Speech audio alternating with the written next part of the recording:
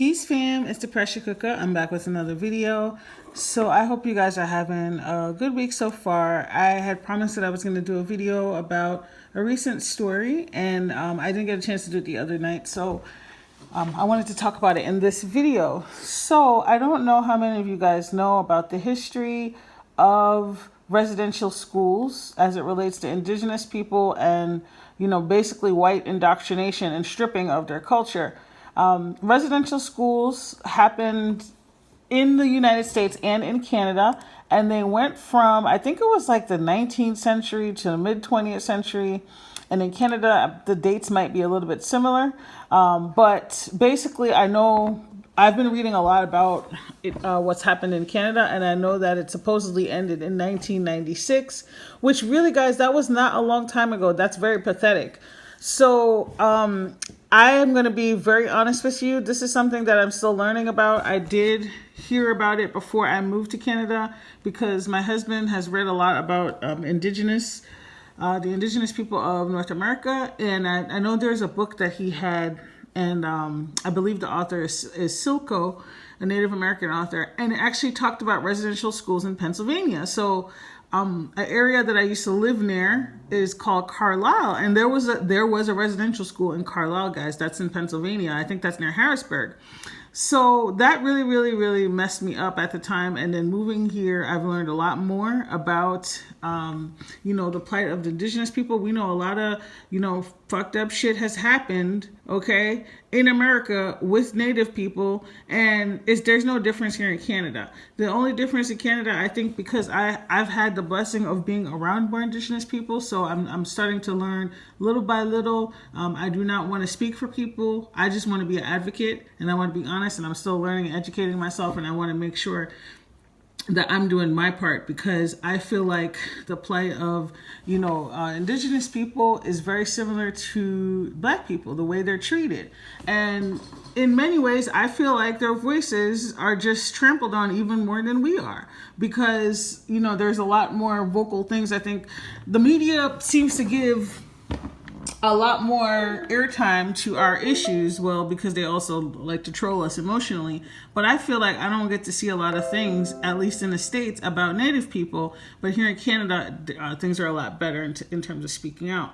So recently it was discovered that over 200 bodies were found buried under one of the old residential schools. And I believe this was in BC, Kamloops. The thumbnail that I have, that was a message I got from my husband. We were talking about it, and then he actually had found out that they had found other bodies in other provinces. And so it's just very, very sad, and it's digging up old wounds for people. This is already a wound that's not healed, guys, and that's not closed for the Indigenous people. So just imagine, the devastation of them recently discovering these bodies of children. A lot of kids died. It was reported initially that about at least 6,000 kids died in residential schools, but they don't believe that shit, and they believe it was more than that. I also believe it was more than that, because how do you, just recently you just found at least 200 bodies, okay, and more. They're still counting. I think it was found due to ground penetrating radar technology. I think that's what it was, that how they found it. And there's still a lot of stuff that Indigenous people are going through, okay? There's still a lot of ways that they've been stripped of their rights and dignity. And I want to say something else, guys. Some of the stuff I'm going to say, if it doesn't resonate with you, doesn't resonate with you. I really think that Native people are very spiritual people, and because of things like this, not just the genocide of their people, but the residential schools trying to strip them of their culture, of their spirituality, of the way that they identify in a physical sense, all of these things, I feel like there's so much knowledge that has been lost as a result of that. These people were here first, okay? They were here first, whether you want to say it's in America or Canada.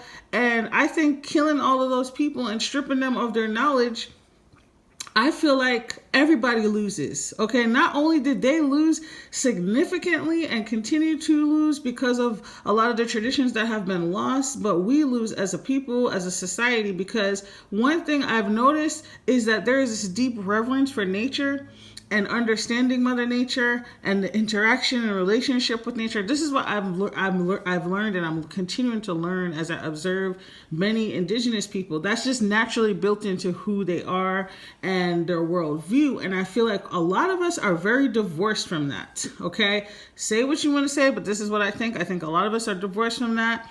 And, you know, we're just not paying attention. We're just not stewards of the land, and we just don't get to know the land in the same way. Additionally, not only are they spiritual in that way, but I feel like that deep spirituality, powerful spirituality, it just goes so deep to the point that the land, I feel like, I'm trying to think of how to say it. Like, I feel like the spirit and the souls, you know, and the power from these people that they murdered, okay, is still crying out in the land to this day, okay? Their story is not over yet. Matter of fact, it ain't even getting started yet, okay?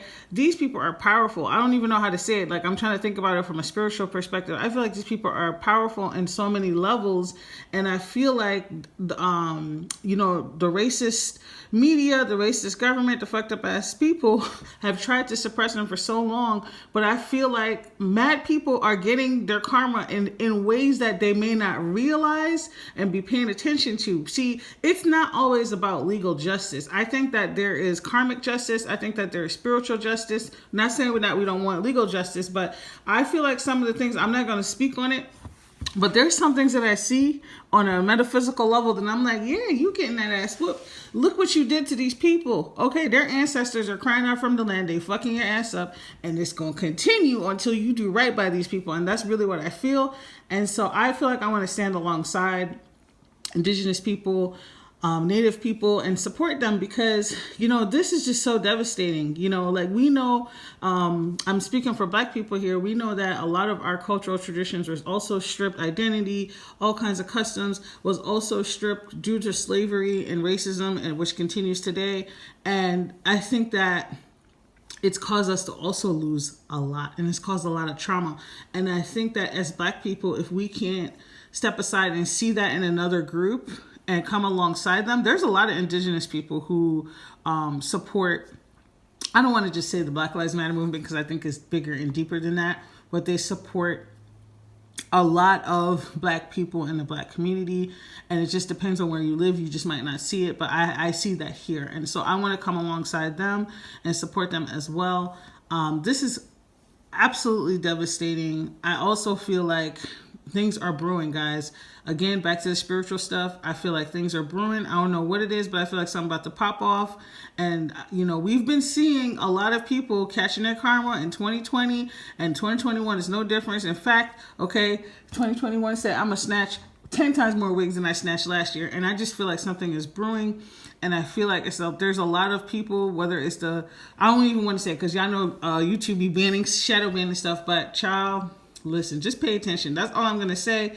I'm going to stop talking now. Hopefully it wasn't too cryptic. And let me know what your thoughts are in the comment section. Do you have Indigenous people in your family? Do you have friends that are Indigenous? You know, how connected are you to these issues? Let me know in the comments, and I'll see you in the next video. Bye.